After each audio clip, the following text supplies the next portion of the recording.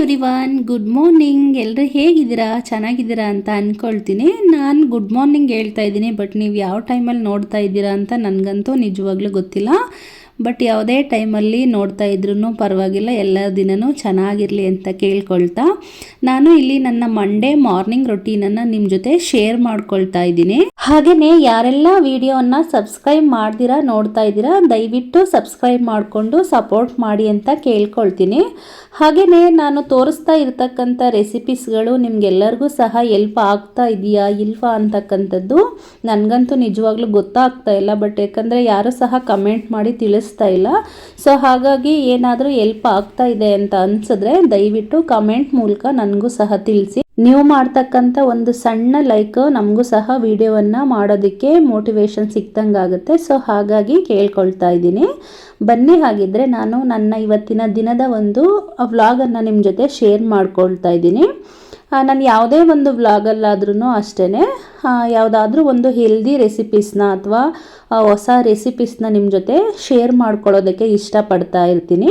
ಹಾಗಾಗಿ ಇವತ್ತೂ ಸಹ ಹೇಗೂ ಸೀಸನ್ ಇದೆ ಅಲ್ವಾ, ಹಲಸಿನ ಹಣ್ಣು ಹಾಗೆ ಮಾವಿನ ಹಣ್ಣಿನ ಸೀಸನ್ ಇದೆ ಅಲ್ವಾ.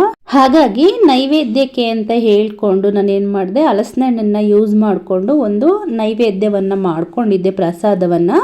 ಸೊ ಹಲಸಿನ ಹಣ್ಣಿನ ರಸಾಯನವನ್ನು ಅದನ್ನು ಸಹ ಇಲ್ಲಿ ನಿಮ್ಮ ಜೊತೆ ಶೇರ್ ಮಾಡ್ಕೊಳ್ತಾ ಇದ್ದೀನಿ. ಹಾಗೆಯೇ ಪಾಲಕ್ ಸೊಪ್ಪಿತ್ತು, ಅದನ್ನು ಸಹ ಯೂಸ್ ಮಾಡಿಕೊಂಡು ಪಾಲಕ್ ಪಚಡಿಯನ್ನು ಮಾಡ್ಕೊಂಡಿದ್ದೆ. ಸಾಮಾನ್ಯವಾಗಿ ಒಂದೇ ರೀತಿಯಾಗಿ ಊಟ ಮಾಡ್ತಾ ಇದ್ದೀವಿ, ಒಂದೇ ರೀತಿಯಾದಂಥ ಸಾಂಬಾರುಗಳನ್ನ ಮಾಡ್ಕೊಳ್ತಾ ಇದ್ದೀವಿ ಅಂತ ಹೇಳಿದ್ರೆ ಇದು ಸಹ ಒಂಥರ ಡಿಫ್ರೆಂಟ್ ಆಗಿರುತ್ತಲ್ವ, ಒಂದೇ ರೀತಿ ತಿಂದು ತಿಂದು ಬೇಜಾರಾಗಿದ್ದರೆ. ಸೊ ಹಾಗಾಗಿ ಪಾಲಕ್ ಪಚಡಿಯನ್ನು ನಾನು ಇವತ್ತು ಮಾಡ್ಕೊಂಡಿದ್ದೆ. ಸೊ ಅದನ್ನು ನಿಮ್ಮ ಜೊತೆ ನಾನು ಶೇರ್ ಮಾಡ್ಕೊಳ್ತಾ ಇದ್ದೀನಿ. ನಾರ್ಮಲ್ ಆಗಿ ಮನೇಲಿದ್ದರೆ ನನ್ನ ರೊಟೀನ್ ಸೇಮ್ ಇದೇ ಥರನೇ ಇರುತ್ತೆ. ಡೈಲಿ ಒಂದೇ ಥರದ ಒಂದು ರೊಟೀನ್ ಸಹ ಇರುತ್ತೆ. ನಿಮಗೆ ರೆಸಿಪೀಸ್ ಅಷ್ಟೇ ಚೇಂಜ್ ಆಗ್ತಕ್ಕಂಥದ್ದು.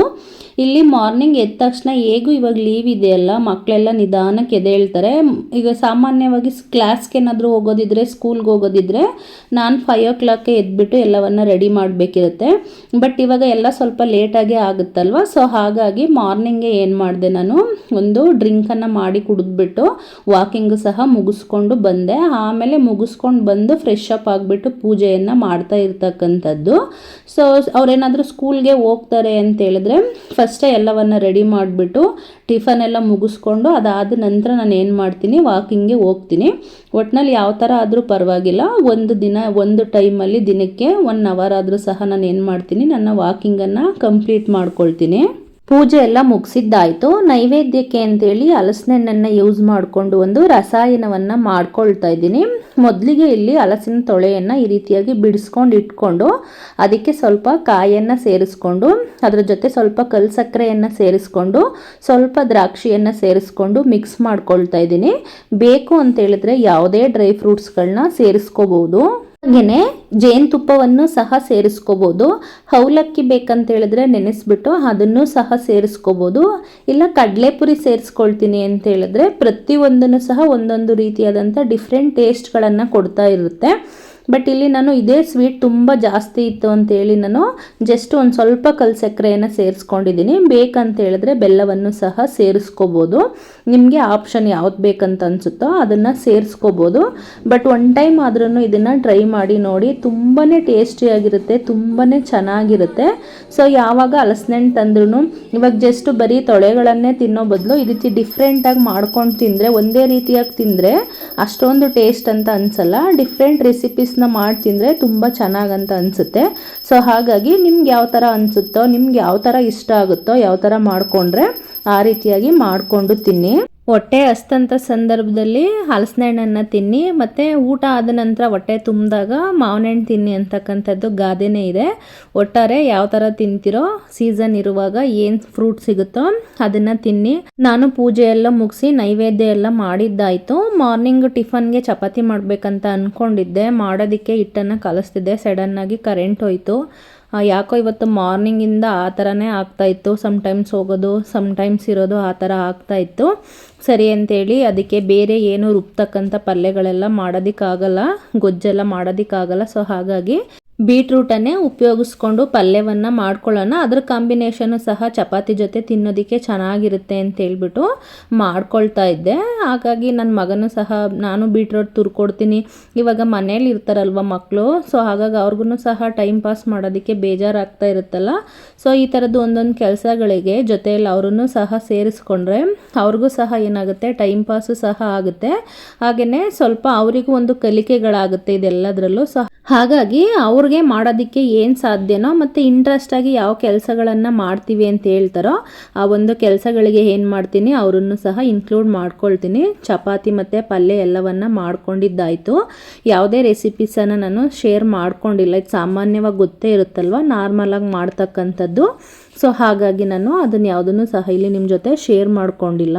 ಮಕ್ಕಳಿಗೆ ಟಿಫನ್ ಎಲ್ಲ ಕೊಟ್ಟಿದ್ದು ಆಯಿತು, ಅವರು ಸಹ ತಿಂದಿದ್ದಾಯಿತು. ಸೊ ಇವಾಗ ನಾನು ಸಹ ಟಿಫನನ್ನು ಫಿನಿಷ್ ಮಾಡ್ಕೊಳ್ಳೋಣ ಅಂತೇಳ್ಬಿಟ್ಟು, ಸಂತೋಷ್ ಅವ್ರು ಬರ್ತಕ್ಕಂಥದ್ದು ಹೇಗೂ ಲೇಟ್ ಇರುತ್ತೆ, ಅವ್ರು ಬಂದವಾಗ ಮತ್ತೆ ಬಿಸಿಯಾಗಿ ಚಪಾತಿ ಮಾಡಿಕೊಟ್ರೆ ಆಯಿತು ಅಂತೇಳ್ಬಿಟ್ಟು ನಾನು ಸಹ ಚಪಾತಿಯನ್ನು ಹಾಕ್ಕೊಂಡು ಬಂದೆ. ಒನ್ ಟೈಮ್ ನಿಜವಾಗ್ಲೂ ಇದನ್ನು ಹಲಸಿನಹಣ್ಣಿನ ರಸಾಯನವನ್ನು ಟ್ರೈ ಮಾಡಿ. ತುಂಬಾ ಚೆನ್ನಾಗಿರುತ್ತೆ ಟೇಸ್ಟು. ನಾರ್ಮಲ್ ಹಲಸಿನಹಣ್ಣನ್ನು ತಿನ್ನೋದಕ್ಕಿಂತ ಈ ರೀತಿಯಾಗಿ ಸ್ವಲ್ಪ ಕಾಯನ್ನು ಸೇರಿಸ್ಕೊಂಡು ತಿಂದರೆ ತುಂಬಾ ಚೆನ್ನಾಗಿರುತ್ತೆ. ಒನ್ ಟೈಮ್ ಟ್ರೈ ಮಾಡಿ ನೋಡಿ. ಕೆಲವರು ಯಾರು ಮಾಡ್ತೀರಾ ಅವ್ರಿಗೆ ಗೊತ್ತಿರುತ್ತೆ ಅದರ ಟೇಸ್ಟು. ಮತ್ತು ಇವನು ಎಷ್ಟೇ ತಿಂದರೂ ಅಷ್ಟೇ, ಯಾರು ತಿಂತಾ ಇರ್ತಾರೋ ಅವ್ರ ಜೊತೆ ಒಂದೊಂದು ತುತ್ತನ್ನು ತಿಂತಾನೇ ಇರಬೇಕು. ಟಿಫನ್ ಎಲ್ಲ ಆಗಿದ್ದಾಯ್ತಲ್ವ ಬೆಳಗ್ಗೆದು. ಇವಾಗ ಮಧ್ಯಾಹ್ನಕ್ಕೆ ಅಡುಗೆ ಮಾಡಬೇಕಿತ್ತು. ಸೊ ಹಾಗಾಗಿ ಪಾಲಕ್ ಸೊಪ್ಪನ್ನು ನಾನು ನೆನೆಸಿ ಇಡ್ತಾ ಇದ್ದೀನಿ. ಒಂದು ಅರ್ಧ ಗಂಟೆ ನೆನೆಸಿ ಇಟ್ಬಿಟ್ಟು ಅದಾದ ನಂತರ ನಾನು ಏನು ಮಾಡ್ತೀನಿ, ಇದನ್ನು ನೀಟಾಗಿ ಒಂದು 2-3 ಸಲ ತೊಳೆದ್ಬಿಟ್ಟು ಮತ್ತೆ ಅದನ್ನು ಕಟ್ ಮಾಡ್ಕೊಳ್ತೀನಿ. ಸ್ವಲ್ಪ ಹೊತ್ತು ನೆನೆಸಿ ಇಡೋದ್ರಿಂದ ಅದರಲ್ಲಿ ಮಣ್ಣಿರುತ್ತಲ್ವ ಅದೆಲ್ಲನೂ ಸಹ ಏನಾಗುತ್ತೆ, ನೀಟಾಗಿ ಹೋಗುತ್ತೆ ಅಂತೇಳಿ ಮಂಡಿಯಿಂದ ಸಂತೋಷ್ ಅವರು ಹಣ್ಣನ್ನು ಕೊಟ್ಟು ಕಳಿಸಿದ್ರು ಬಾಕ್ಸಲ್ಲಿ. ಸೊ ಅದನ್ನು ಸಹ ತೆಗೆದಿಡ್ತಾ ಇದ್ದೀನಿ. ಮತ್ತು ಆವಾಗಲೇ ಒಂದು ಬಾಕ್ಸನ್ನು ತೋರಿಸಿದ್ನಲ್ವ, ಅದು ಮಂಡಿಗೆ ಅಂತೇಳಿ ಇವಾಗ ಸಮ್ಟೈಮ್ಸ್ ಟಿಫನ್ಗೆ ಬರಲ್ಲ ಅಲ್ಲ, ಅಲ್ಲಿಗೆ ಕೊಟ್ಟು ಕಳಿಸಿರ್ತೀನಿ.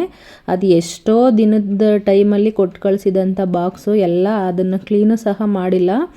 ತುಂಬ ಹಾಳಾಗ್ಬಿಟ್ಟಂಗೆ ಆಗ್ಬಿಟ್ಟೈತೆ. ಇವಾಗ ಅದನ್ನು ನೆನಪಿಸ್ಕೊಂಡು ಕೊಟ್ಟು ಕಳಿಸಿದ್ದಾರೆ. ಯಾರೆಲ್ಲ ಊಟ ಕೊಡ್ತೀರಾ, ಯಾರ ಮನೇಲಿ ಈ ಥರ ಹಸ್ಬೆಂಡ್ಗಳು ಮಾಡ್ತಾರೋ ಗೊತ್ತಿಲ್ಲ. ನಮ್ಮ ವರ್ಕ್ ಟೆನ್ಷನಲ್ಲಿ ಬಾಕ್ಸ್ನ ತಗೊಬರೋದು ಸಹ ಮರ್ತ್ಕೊಬಿಟ್ಟಿರ್ತಾರೆ. ಬಟ್ ಈ ತುಂಬ ಗಲೀಜಾಗ್ಬಿಟ್ಟಿರುತ್ತಲ್ವ, ಅದನ್ನ ನೋಡಿದ್ರಂತೂ ತುಂಬಾ ಸಿಟ್ಟು ಬರ್ತಾ ಇರುತ್ತೆ. ಬಟ್ ಏನೂ ಮಾಡೋಕ್ಕಾಗಲ್ಲ, ಅವ್ರದ್ದು ವರ್ಕ್ ಟೆನ್ಷನ್ ಇರುತ್ತೆ ಅಂತೇಳಿ ನಾವೇ ಸುಮ್ಮನಾಗಬೇಕಷ್ಟೇ. ಪಾಲಕ್ ಸೊಪ್ಪನ್ನು ತೊಳೆದು ಇಟ್ಕೊಂಡಿದ್ದೆ. ಇವಾಗ ಅದನ್ನು ಸಹ ಕಟ್ ಮಾಡ್ತಾಯಿದ್ದೀನಿ. ಮೊದಲಿಗೆ ರೈಸು ಮತ್ತು ಕಾಬೂಲ್ ಕಡಲೆಯನ್ನು ನೆನೆಸಿದ್ದೆ, ಅದನ್ನು ಸಹ ಬೇಯೋದಕ್ಕೆ ಅಂತೇಳಿ ಇಟ್ಬಿಟ್ಟು ಇವಾಗ ನಾನು ಸೊಪ್ಪನ್ನು ಕಟ್ ಮಾಡ್ಕೊಳ್ತಾ ಇದ್ದೀನಿ. ಹಾಗೆಯೇ ರೈಸು ಮತ್ತು ಕಾಳು ಎರಡೂ ಸಹ ಪ್ರಿಪೇರ್ ಆಗಿದ್ದಾಯಿತು. ಇವಾಗ ಪಚಡಿ ಮಾಡೋದಕ್ಕೆ ಏನೇನು ಬೇಕಂತ ಹೇಳ್ತೀನಿ. ಮೊದಲಿಗೆ ಒಂದು ಮುಷ್ಟಿಯಷ್ಟು ನಾನು ಇಲ್ಲಿ ಸಣ್ಣದಾದಂಥ ಈರುಳ್ಳಿಯನ್ನು ತಗೊಂಡಿದ್ದೀನಿ. ಹಾಗೆ ಒಂದು ಗಡ್ಡೆ ಬೆಳ್ಳುಳ್ಳಿಯನ್ನು ಬಿಡಿಸಿ ಅದ್ರ ಜೊತೆ ಸೇರಿಸ್ಕೊಳ್ತಾ ಇದ್ದೀನಿ. ಹಾಗೆ 2 ಟೊಮೊಟೊವನ್ನು ನಾನು ಇದ್ರ ಜೊತೆ ಸೇರಿಸ್ಕೊಳ್ತಾ ಇದ್ದೀನಿ. ಹಾಗೆ ಒಂದು ಸ್ವಲ್ಪ ಹುಣಸೆ ಹಣ್ಣನ್ನು ಎಷ್ಟು ಬೇಕಿರುತ್ತೋ ಅಷ್ಟನ್ನು ಸೇರಿಸ್ಕೊಳ್ಳಿ, ನಿಮಗೆ ಟೇಸ್ಟು ಸೇರಿಸ್ಕೊಳ್ತಾ ಇದ್ದೀನಿ. ಹಾಗೆ ಅದರ ಜೊತೆ ಸ್ವಲ್ಪ ಅಚ್ಕಾರದ ಪುಡಿಯನ್ನು ಸೇರಿಸ್ಕೊಳ್ತಾ ಇದ್ದೀನಿ. ಬೇಕಂತೇಳಿದ್ರೆ ಸಾಂಬಾರು ಪೌಡ್ರನ್ನು ಸಹ ಸೇರಿಸ್ಕೋಬೋದು.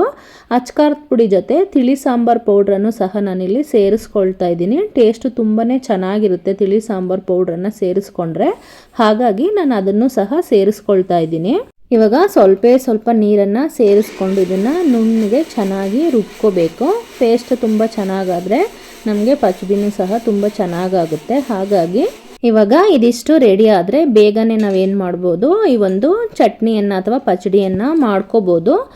ನಾನಿಲ್ಲೊಂದು ಕಡಾಯಿಯನ್ನು ಇಟ್ಬಿಟ್ಟು ಸ್ಟವನ್ನು ಹಚ್ಬಿಟ್ಟು ಸ್ವಲ್ಪ ಎಣ್ಣೆಯನ್ನು ಸೇರಿಸ್ಕೊಳ್ತಾ ಇದ್ದೀನಿ. ಇದಕ್ಕೊಂದು ಸ್ವಲ್ಪ ಜಾಸ್ತಿ ಎಣ್ಣೆ ಇದ್ರೇ ಚೆನ್ನಾಗಿರುತ್ತೆ. ಸೊ ಹಾಗಾಗಿ ಜಾಸ್ತಿ ಎಣ್ಣೆ ಅಂತೇಳಿದ್ರೆ ನಾವು ರೆಸಿಪೀಸ್ ಎಲ್ಲ ಮಾಡಾದ್ಮೇಲೆ ಅದ್ರ ಮೇಲೆ ಎಣ್ಣೆ ತೇಲ್ತಕ್ಕಂಥದ್ದೆಲ್ಲ ಬೇಡ. ಒಂದು ಸ್ವಲ್ಪ ಎಷ್ಟು ಬೇಕಿರುತ್ತೋ ಅಷ್ಟು. ನಾನಿಲ್ಲಿ ಕೊಬ್ಬರಿ ಎಣ್ಣೆಯನ್ನು ಯೂಸ್ ಮಾಡ್ತಾ ಇದ್ದೀನಿ. ಯಾವ್ದು ಬೇಕಿರುತ್ತೋ ಅದನ್ನು ಯೂಸ್ ಮಾಡಿ. ಇವಾಗ ಎಣ್ಣೆ ಚೆನ್ನಾಗಿ ಕಾದಾದ ನಂತರ ಸಾಸಿವೆ ಮತ್ತು ಜೀರಿಗೆಯನ್ನು ಸೇರಿಸ್ಕೊಳ್ತಾ ಇದ್ದೀನಿ. ಸೆಕೆಂಡ್ ಫ್ರೈ ಆದಮೇಲೆ ನೆಕ್ಸ್ಟ್ ಅದಕ್ಕೆ ಕಡಲೆಬೇಳೆ ಮತ್ತು ಉದ್ದಿನ ಬೇಳೆಯನ್ನು ಸೇರಿಸ್ಕೋಬೇಕಾಗುತ್ತೆ. ಇವಾಗ ಕಡಲೆಬೇಳೆ ಮತ್ತು ಉದ್ದಿನ ಬೇಳೆಯನ್ನು ಸೇರಿಸ್ಕೊಂಡು ಅದನ್ನು ಸಹ ಚೆನ್ನಾಗಿ ಫ್ರೈ ಮಾಡ್ಕೊಳ್ತೀನಿ. ಯಾಕಂದರೆ ತಿನ್ನುವಂಥ ಸಂದರ್ಭದಲ್ಲಿ ಇದು ಸಹ ಬಾಯಿಗೆ ಸಿಗ್ತಾ ಇರುತ್ತಲ್ಲ, ತಿನ್ನೋದಕ್ಕೆ ತುಂಬ ಚೆನ್ನಾಗಂತ ಅನಿಸುತ್ತೆ. ಸೊ ಹಾಗಾಗಿ ಹಾಗೆಯೇ ಒಂದು ಸ್ವಲ್ಪ ಕರಿಬೇವಿನ ಸೊಪ್ಪು, ಹಾಗೆ ಒಂದೆರಡು ಮೆಣಸಿ ಹಣ್ಣನ್ನು ಸೇರಿಸ್ಕೊಳ್ತಾ ಇದ್ದೀನಿ, ಮತ್ತು ಸ್ವಲ್ಪ ಹಿಂಗನ್ನು ಸೇರಿಸ್ಕೊಳ್ತಾ ಇದ್ದೀನಿ. ಏನೋ ಅಂತಾರಲ್ಲ, ಹಿಂಗು ತೆಂಗು ಇದ್ದರೆ ಮಂಗನೂ ಚೆನ್ನಾಗಿ ಅಡುಗೆ ಮಾಡುತ್ತೆ ಅಂತ, ಹಂಗೆ ಹಿಂಗಿದ್ರೆ ತುಂಬ ಚೆನ್ನಾಗಂತ ಅನಿಸುತ್ತೆ ಅಡುಗೆ. ಹಾಗಾಗಿ ಅದನ್ನು ಸಹ ಸೇರಿಸ್ಕೊಳ್ತಾ ಇದ್ದೀನಿ. ಮತ್ತು ನಾವು ರುಬ್ಬಿದಂಥ ಪೇಸ್ಟನ್ನು ಸೇರಿಸ್ಕೊಂಡು ಅದನ್ನು ಚೆನ್ನಾಗಿ ಲಿಡ್ಡನ್ನು ಕ್ಲೋಸ್ ಮಾಡಿ ಹಸಿ ವಾಸನೆ ಹೋಗೋ ತನಕ ಬೇಯಿಸ್ಕೋಬೇಕಾಗುತ್ತೆ. ಮತ್ತು ಲಿಡ್ಡನ್ನು ಕ್ಲೋಸ್ ಮಾಡಿ ಬೇಯಿಸ್ಕೊಳ್ಳೋ ಅಂಥ ಸಂದರ್ಭದಲ್ಲಿ ಸ್ವಲ್ಪ ಅವಾಗವಾಗ ನೋಡಿಕೊಂಡು ಅದನ್ನು ಬೇಯಿಸ್ಕೊಳ್ತಾ ಇರಬೇಕು, ಇಲ್ಲಾಂದರೆ ತಳ ಹಿಡಿಯೋಂಥ ಚಾನ್ಸಸ್ಸು ಸಹ ಇರುತ್ತಲ್ವ. ಹಾಗಾಗಿ ಒಂಚೂರು ನೋಡ್ಕೊಳ್ತಾ ಬೇಯಿಸ್ಕೊಳ್ತಾ ಇರಬೇಕು. ಸುತ್ತ ಎಣ್ಣೆ ಬಿಟ್ಕೊಂಡು ಬಂದಾಗ ಅದು ಸ್ವಲ್ಪ ಚೆನ್ನಾಗಿ ಬೆಂದಿದೆ ಅಂತ ಆಗುತ್ತೆ. ಇವಾಗ ನಾನು ಏನು ಮಾಡ್ತಾಯಿದ್ದೀನಿ, ಪಾಲಕ್ ಸೊಪ್ಪನ್ನು ಸೇರಿಸ್ಕೊಂಡು ಅದನ್ನು ಸಹ ಚೆನ್ನಾಗಿ ಬೇಯಿಸ್ಕೊಂಡು ಕೊನೆಯದಾಗಿ ಕೊತ್ತಂಬರಿ ಸೊಪ್ಪು ಹಾಗೆ ರುಚಿಗೆ ತಕ್ಕಷ್ಟು ಉಪ್ಪನ್ನು ಸೇರಿಸ್ಕೊಂಡು ಕಂಪ್ಲೀಟಾಗಿ ಅದನ್ನು ಬೇಯಿಸ್ಕೊಳ್ತಾ ಇದ್ದೀನಿ. ಎಲ್ಲ ಬೆಂದಾದಮೇಲೆ ಈ ರೀತಿಯಾಗಿ ರೆಡಿ ಆಗುತ್ತೆ. ಟೇಸ್ಟ್ ಅಂತೂ ತುಂಬಾ ಚೆನ್ನಾಗಿರುತ್ತೆ. ಬಟ್ ನಾನು ಇನ್ನೊಂದು ರೀತಿಯಾಗಿ ಎಲ್ಲವನ್ನು ಹುರಿದು ಮಾಡ್ತಾ ಇದ್ದೆ. ಆ ಟೇಸ್ಟೇ ಇದಕ್ಕಿಂತ ಆ ಟೇಸ್ಟು ತುಂಬ ಚೆನ್ನಾಗಿರುತ್ತೆ ಅಂತ ಅನಿಸ್ತು. ಬಟ್ ಈ ರೀತಿಯಾಗಿ ಮಾಡಿದ್ರೆ ಯಾವ ರೀತಿಯಾಗಿರುತ್ತೆ ಅಂತೇಳಿ ಈ ರೀತಿಯಾಗಿ ಟ್ರೈ ಮಾಡಿಬಿಟ್ಟೆ ಅಷ್ಟೇ. ಇದನ್ನು ಸಹ ಚೆನ್ನಾಗಿರುತ್ತೆ. ಬಟ್ ಸ್ವಲ್ಪ ಅದನ್ನು ತಿಂದು ಅಭ್ಯಾಸ ಇರೋರಿಗೆ ಅದೇ ಚೆನ್ನಾಗಿದೆ ಅಂತ ಅನಿಸುತ್ತೆ, ಯಾಕಂದರೆ ಹುರಿದು ಮಾಡಿರ್ತೀವಲ್ಲ, ಸೊ ಹಾಗಾಗಿ ಅದೇ ಚೆನ್ನಾಗಂತ ಅನಿಸುತ್ತೆ. ಇದು ಸ್ವಲ್ಪ ಹಸಿ ಸ್ಮೆಲ್ ಬಂತೇನೋ ಅಂತ ಅನಿಸ್ತಾ ಇತ್ತು. ಅದು ಇನ್ನೊಂದು ರೀತಿ ಮಾಡಿ ಟೇಸ್ಟ್ ಗೊತ್ತಿಲ್ಲ ಅಂತ ಹೇಳಿದ್ರೆ ಇದೇ ಚೆನ್ನಾಗಿದೆ ಅಂತ ಅನಿಸುತ್ತೆ. ಬಟ್ ಅದನ್ನು ಮಾಡಿ ಗೊತ್ತಿರೋರಿಗೆ ಇದು ಸ್ವಲ್ಪ ಹಸಿ ವಾಸನೆ ಅಂತ ಅನಿಸುತ್ತೆ. ಹೇಗೋ ಒಟ್ಟಿನಲ್ಲಿ ಈಗ ಪಾಲಕ್ ಸೊಪ್ಪನ್ನು ತಿನ್ನಬೇಕಲ್ವ, ಒಂದೇ ರೀತಿಯಾಗಿ ಮಾಡಿ ತಿನ್ನೋ ಬದಲು ಈ ರೀತಿಯಾಗೂ ತಿಂದ್ರೂ ಸಹ ಚೆನ್ನಾಗಿರುತ್ತೆ.